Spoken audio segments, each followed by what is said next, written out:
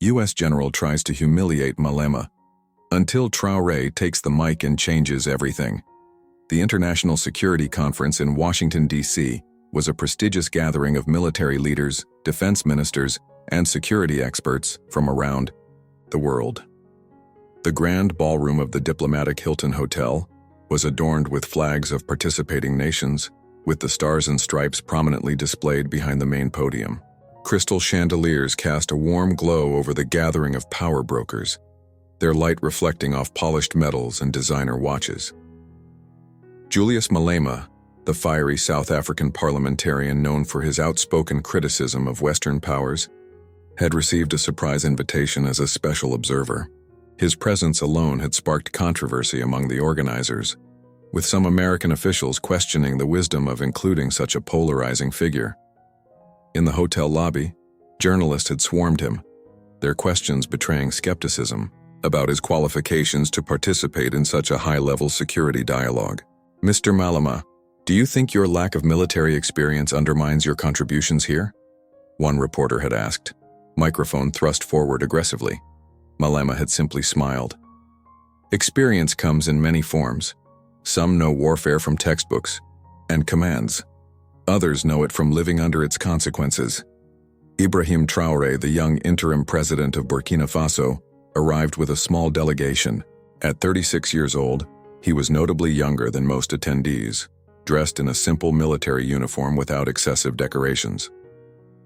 The captain-turned-president moved through the crowd quietly, observing everything with keen attention, nodding respectfully to delegates from other African nations. Unlike the more flamboyant politicians present, Traoré's demeanor was reserved, almost scholarly in its intensity. "Can you believe they invited both of them?"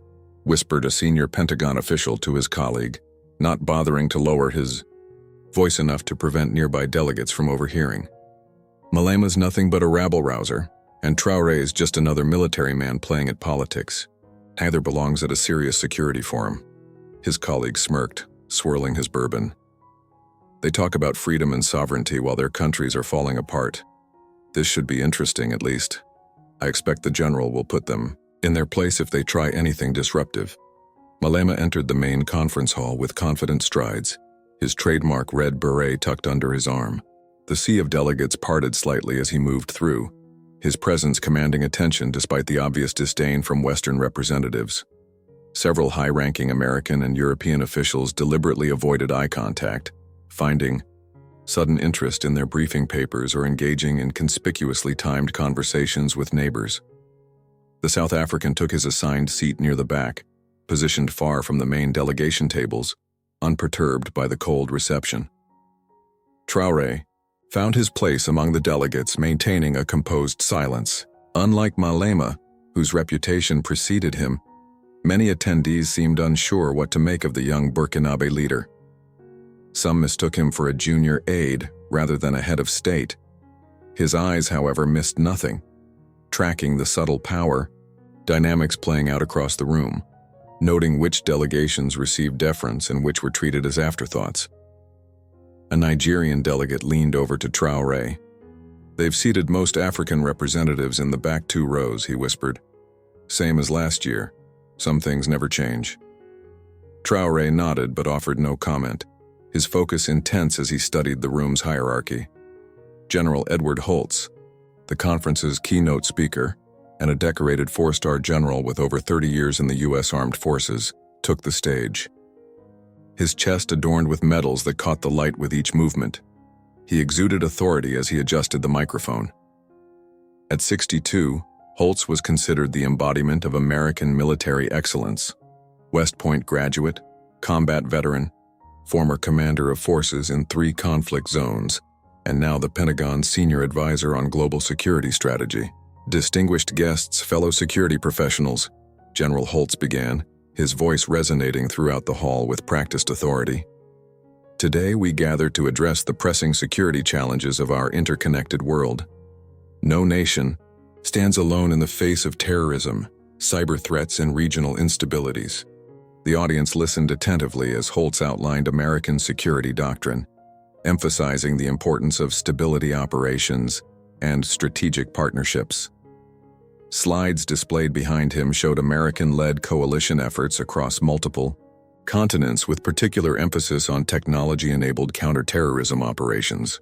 However, when he turned to discussing Africa, his tone shifted noticeably. When we look at regions requiring mature security frameworks, Holtz continued, his gaze sweeping over the African delegations with barely disguised condescension, we must acknowledge areas still lacking strategic maturity. The African continent, while rich in potential, remains plagued by instability and governance challenges that hinder effective security cooperation. The slides behind him changed to show red zones across the Sahel and Horn of Africa, with statistics about failed states and terrorist safe havens prominently displayed. Throughout the audience, African delegates exchanged glances. Some wrote furious notes, others sat with carefully neutral expressions that masked their growing indignation. Malema's expression darkened visibly, his jaw tightening as Holtz continued, characterizing African security challenges as primarily self-inflicted. He raised his hand, seeking recognition from the moderator. After a moment's hesitation and a quick glance toward the American delegation, the moderator reluctantly nodded. The panel recognizes Mr. Julius Malema of South Africa, the moderator announced, uncertainty evident in his voice as if expecting disruption. All eyes turned to the South African representative as he rose from his seat, microphone in hand. Tense silence fell over the gathering as he prepared to speak. "Thank you for the recognition," Malema began, his voice steady and resolute. The microphone carried his distinctive South African accent throughout the hall. "I find it interesting that we gather here to discuss global security while ignoring the elephant in the room, the destabilizing role that many Western powers, including the United States, continue to play across the African continent." A murmur rippled through the audience. Some delegates shifted uncomfortably in their seats, while others nodded in agreement. A representative from Mali gave a subtle thumbs up, quickly lowering his hand when an American delegate glanced his way. While General Holtz speaks eloquently of strategic maturity, Malema continued, his voice gaining strength, perhaps we should examine the maturity of policies that have extracted trillions in resources from our continent, while leaving conflict and poverty in their wake. When Western mining companies operate with private security forces in the Congo, is that promoting stability? When foreign military bases multiply across the Sahel, while local infrastructure collapses, who truly benefits? The tension in the room was palpable. Several European delegates whispered to each other, while a group of Asian representatives watched with calculated neutrality. The neo-colonial approach, Malema continued, but was cut short. "Excuse me," General Holtz interrupted, his voice cutting through Malema's speech. He leaned forward into his microphone, not bothering to wait for the moderator to intervene. The sound system amplified his condescending chuckle, which echoed throughout the hall. "While I appreciate Mr. Malema's passionate perspective, I find it fascinating to receive military strategy lectures from someone who has never commanded actual troops in the field." Scattered laughter echoed through the hall. Several American officers didn't bother hiding their smirks, exchanging knowing glances. A British general nodded approvingly at Holtz. "Perhaps in South Africa, rhetorical flourishes substitute for tactical knowledge," Holtz continued, adjusting his tie with practiced nonchalance. "But in professional security circles, we prefer evidence-based approaches over revolutionary slogans. Mr. Malema might excel at political rallies, but security policy requires more than populist talking points." The humiliation was palpable. Malema's face remained stoic, but the tension in his jaw revealed his anger. His fingers gripped the microphone tightly as camera flashes captured the moment of confrontation. He attempted to respond, but Holtz continued speaking over him. "With all due respect, Mr. Malema," the general's tone making clear there was little respect intended. "Radical populism doesn't win wars or secure peace. Those of us who've actually served in conflict zones understand the difference between Twitter activism and real security operations.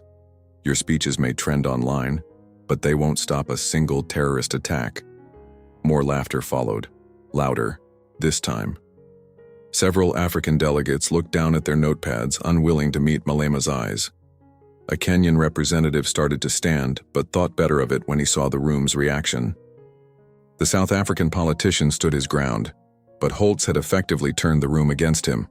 Even journalists who had been sympathetic to Malema earlier now scribbled notes about how the inexperienced politician had been put in his place by the decorated military leader.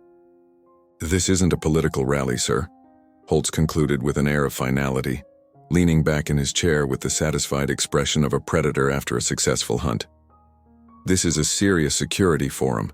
Perhaps you might benefit from listening, more than speaking. I'm sure we all have much to teach you." As Malema attempted to respond, raising his voice to be heard without the microphone, his sound suddenly went silent. The moderator quickly tapped his own microphone, which functioned perfectly, and announced, "Let's continue with our scheduled program. Thank you for your comment, Mr. Malema. General Holtz, please proceed with your assessment of regional threats." Yandi, South African, stood for a moment longer, microphone dead in his hand as cameras continued to flash. The audience's attention remained fixed on this moment of public rebuke. After several uncomfortable seconds, Malema slowly returned to his seat, navigating between the rows of chairs as whispers followed him. His expression was a mixture of anger and humiliation, though he maintained his dignified bearing despite the orchestrated takedown. Throughout this exchange, Ibrahim Traoré had remained silent in his seat, watching the interaction with intense focus. His expression revealed nothing, but his eyes never left the stage, observing every reaction in the room, noting which delegations laughed, which remained neutral, and which seemed uncomfortable with Holtz's approach. He made no notes, but his mental assessment was comprehensive. The conference proceeded, with General Holtz regaining control of the narrative, discussing American security initiatives with renewed confidence. "As I was explaining before the interruption," he said with a self-satisfied smile, "our approach to African security must be comprehensive but firm. The evidence clearly shows that strong leadership is required." The confrontation with Malema had seemingly reinforced his authority in the room. A French security advisor leaned over to his colleague, whispering, "That should keep the radicals quiet for the rest of the conference." But then, unexpectedly, another hand rose from the African delegation section. Ibrahim Traoré, the young interim president of Burkina Faso, had finally decided to speak. His face remained calm, but there was an unmistakable intensity in his eyes as he raised his hand with deliberate slowness. The moderator hesitated, clearly torn about whether to recognize another African speaker after the previous disruption. He glanced toward the American delegation, where a State Department official gave a barely perceptible nod, perhaps curious about what the quiet Burkinabe leader might say. "The panel recognizes President Ibrahim Traoré of Burkina Faso," the moderator reluctantly announced. A hush fell over the conference hall. Even those who had been checking their phones or whispering to colleagues now focused their attention on the young military leader as he stood. Traoré rose slowly, his movements deliberate and composed. Unlike the animated Malema, his demeanor was quiet yet commanding, the calculated poise of a young officer who had faced combat and coup attempts. He straightened his simple uniform, unadorned compared to the metal-laden attire of many present, and approached the microphone with measured steps that echoed slightly in the now silent hall. "Thank you for recognizing Burkina Faso," he began, his voice soft but clear, his French-accented English precise and methodical. "General Holtz, esteemed delegates, I have listened with great interest to these discussions about leadership and security expertise." Though he spoke quietly, the room fell completely silent. Something in his tone, perhaps its very restraint, or the intensity behind his measured words, demanded attention. Even those who had been dismissive of African contributions leaned forward slightly. General Holtz spoke eloquently of commanding troops, of battlefield experience. "I respect military experience," Traoré continued, his eyes moving slowly across the audience. "I have led men in combat against jihadists who cross our borders daily. But perhaps I might offer a different perspective on what leadership truly means in today's complex world. He gestured toward Malema, who sat straight-backed, despite his earlier humiliation. You dismiss this man because he hasn't commanded soldiers on a battlefield. Yet Julius Malema grew up in poverty, faced institutional racism, and has fought tirelessly for those without voice in a nation emerging from apartheid. He stands against corruption even when it threatens his life. Is this not also leadership? Is courage only measured in firefights, or can it also be found in standing before Parliament, speaking truth when others remain silent? The unexpected defense of Malema caught the audience off guard. Several delegates exchanged glances, reassessing the young military leader they had earlier dismissed. Traoré continued, his voice gaining strength without losing its composure. Burkina Faso. My soldiers stand guard not with advanced technology or satellite intelligence, but with courage and conviction. They protect villages from terrorist attacks while global powers negotiate mineral rights in air-conditioned offices. Traoré pulled out his phone, displaying photos that he held up for the audience, making sure the cameras could capture the images. These are my men, evacuating civilians during terrorist attacks in the northern provinces last month, often with limited equipment because weapon suppliers prefer more profitable clients than Burkina Faso. They carried children 5 kilometers to safety while under fire. He took 2 steps closer to the main table where Holt sat, establishing a direct sightline. Leadership, General, is not measured by the stars on your shoulders, but by the lives you protect when no one is watching. It is not gauged by the size of your military budget or the sophistication of your drones, but by how you defend the vulnerable when resources are scarce and stakes are highest. The room remained silent, captivated by the unexpected eloquence and moral clarity. Camera flashes intensified as photographers captured what was quickly becoming the conference's defining moment. Traoré pointed to the large strategic map still displayed on the conference screen from Holtz's presentation. This map shows American military presence across Africa, AFRICOM bases, training operations, drone facilities. Now let me show you another map. He gestured to an aide who projected a different image, showing poverty and resource extraction data across the same regions, with multinational corporate logos superimposed over conflict zones. Where your bases expand, our resources disappear. Where your corporations profit, our people struggle for daily bread. The security you speak of protects pipelines and mines, but rarely protects schools or hospitals. A European delegate shifted uncomfortably, whispering to his neighbor. He's not wrong. Others began nodding subtly as Traoré continued. Traoré's voice remained measured, but his words carried undeniable power that transcended his youth. Africa does not need more weapons or foreign bases or lectures about stability. Africa needs the world to stop treating it as a chessboard for geopolitical games while extracting its wealth. We need partnerships based on mutual respect, not patronage disguised as assistance. He turned to face Malema directly, a gesture of solidarity that the cameras eagerly captured. You spoke with courage today, sir. That takes more strength than many in uniform possess. When they cut your microphone, they revealed their fear, not of your words, but of the truth they contain. The truly strong can listen to criticism without silencing it. Then, addressing the entire assembly once more, Traoré straightened to his full height. We come here not seeking approval or patronage or sympathy. We come as equals, demanding respect, not because of military might or economic power, but because of our shared humanity. Security cannot exist without dignity, and dignity requires truth, even uncomfortable truth. As Traoré finished, the silence lingered for a moment, heavy with the weight of words that could not be easily dismissed. Then it was broken by applause, hesitant at first, starting with a Malaysian delegate in the back, then spreading gradually across the hall.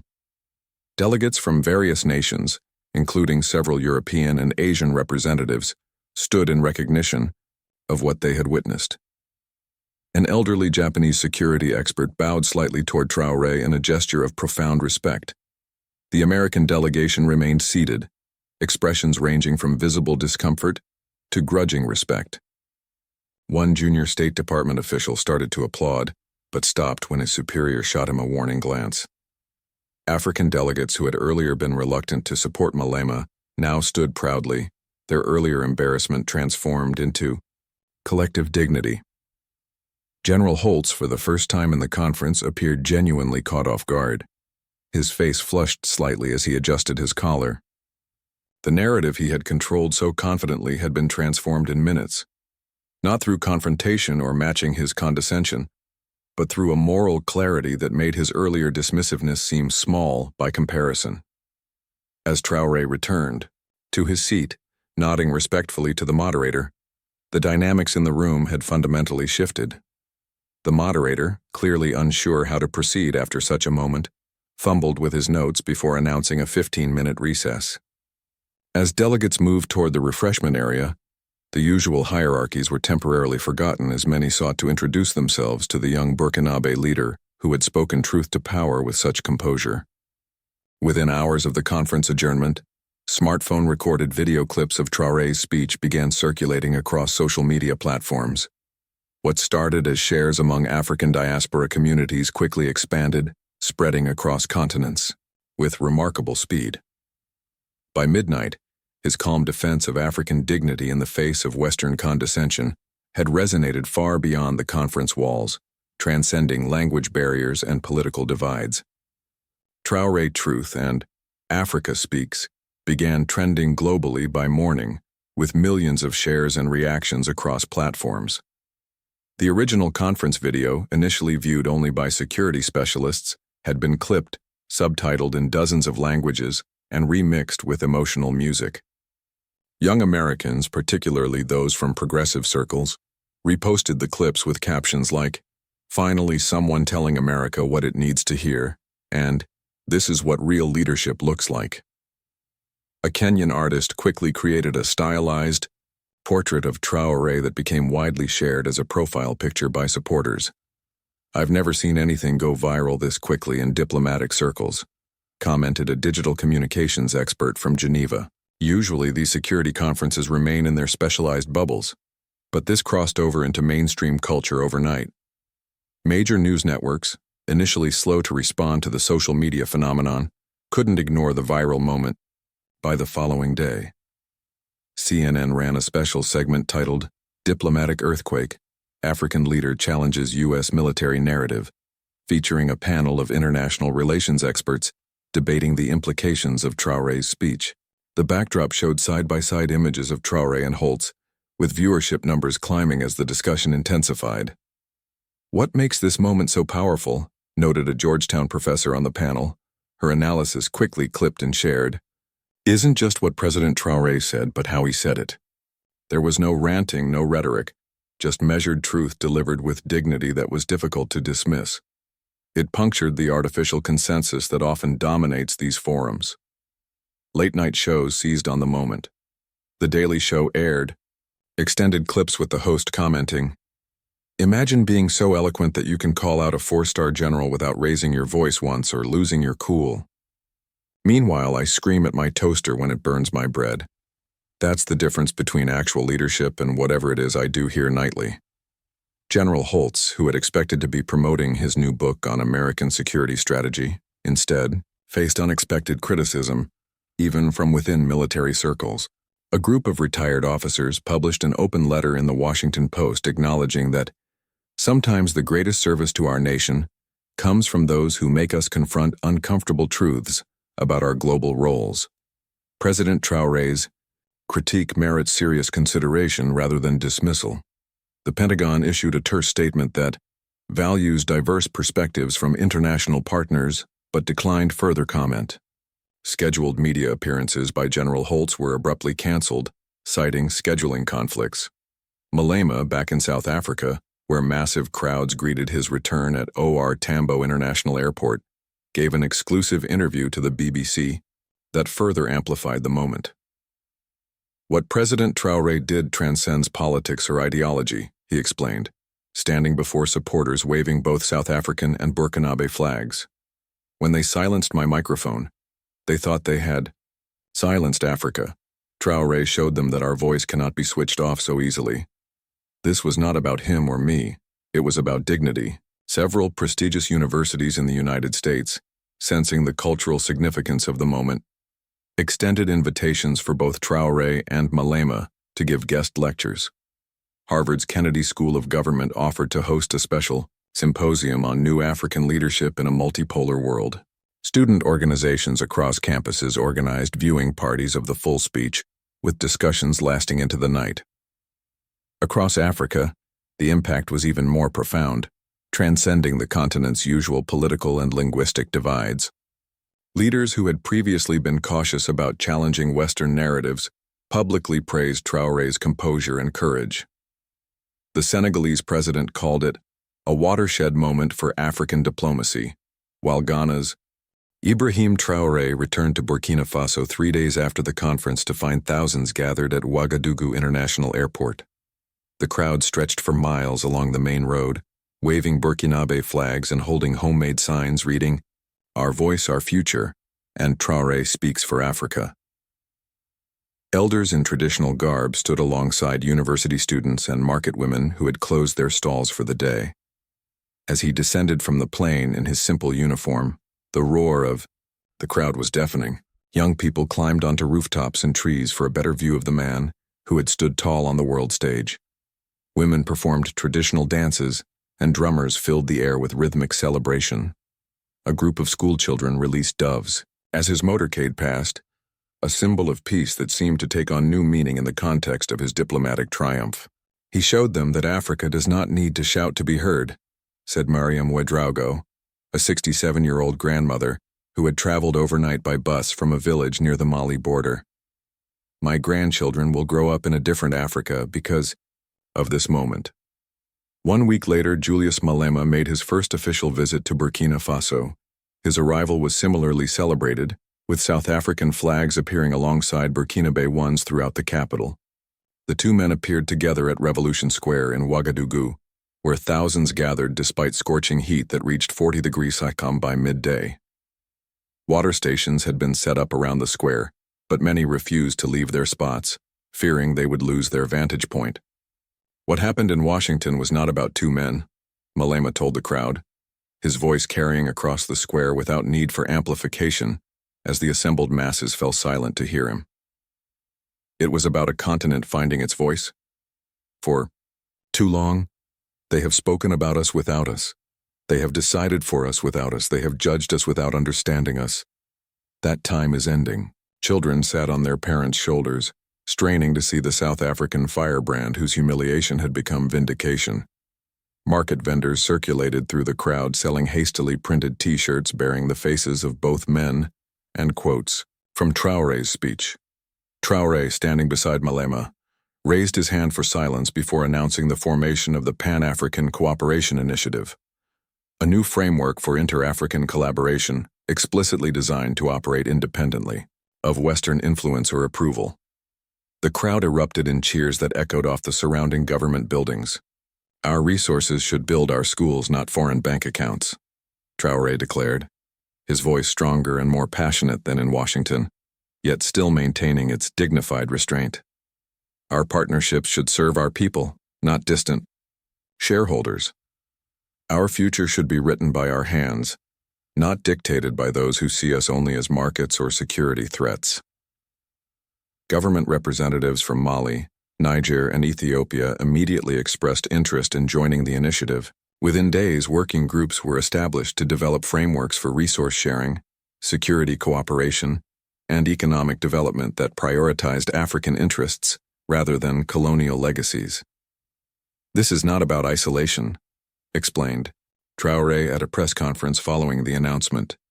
"It is about negotiating from a position of self-respect rather than dependency. When Africa speaks with one voice, the world has no choice but to listen." Across the continent, the reaction was electric. Young Africans posted videos declaring, "For the first time in my life, I feel proud to be African on the global stage." Universities in Senegal, Kenya, and South Africa organized symposiums to discuss the implications of this new diplomatic approach. Schools in several countries added transcripts of Traoré's speech to their civics curriculum, with teachers using it to discuss concepts of dignity, sovereignty, and effective communication. In America, General Holtz announced his retirement from active duty just 2 weeks after the conference. The press release cited long-planned family commitments, though he declined all interview requests. His previously scheduled book tour promoting American security in an unstable world was quietly canceled by the publisher, who cited scheduling conflicts, but privately admitted to staff that the timing was problematic. At the African Union, headquarters in Addis Ababa, a commemorative bronze sculpture depicting Traoré and Malema in conversation was unveiled, bearing the inscription, "When truth speaks, power listens." The ceremony was attended by representatives from 47 African nations, an unprecedented show of unity for a continent often divided by linguistic, regional, and historical differences. American diplomatic relations with several African nations entered a period of tension and reassessment. State Department officials were instructed to approach African partnerships with renewed sensitivity to historical contexts and sovereign priorities. Defense attachés were quietly advised to avoid any language that could be perceived as condescending or paternalistic. At universities across America, international relations courses began featuring case studies on what was now called the Washington moment, analyzing how a single speech had challenged decades of established power dynamics between the West and Africa. Georgetown University established an annual lecture series named after Traoré, focused on diplomatic courage and moral leadership. But perhaps the most significant change was less visible, yet more profound. In diplomatic circles, ministerial meetings, and international forums, African representatives now spoke with greater confidence, less willing to accept patronizing treatment or dismissive attitudes. When a European diplomat at a UN session began to lecture about good governance, a Tanzanian representative simply raised his hand and said, "We are colleagues, not students. Please adjust your tone accordingly." The room fell silent, recognizing the echo of Traoré's approach. The final scene of this transformative moment came 6 months later, when Traoré addressed a graduating class at the University of Ouagadougou. As students listened intently, he reflected on what had happened and what it meant for their future. "We did not raise our voices to create division," he told them, his words echoing across the campus amphitheater as the evening sun cast long shadows. "We did so because silence has already destroyed too much. The world does not change when the powerful speak. It changes when the silenced finally stand and make themselves heard." As the students rose in standing ovation, the cameras captured the quiet smile of a young leader who understood that sometimes the most revolutionary act is simply speaking the truth with dignity and refusing to be silenced. That night, as footage of his address spread across social media platforms, the hashtag #TheDignityRevolution began trending worldwide, a testament to how a moment of moral clarity could transcend borders and perhaps, just perhaps, begin to rewrite the rules of global engagement.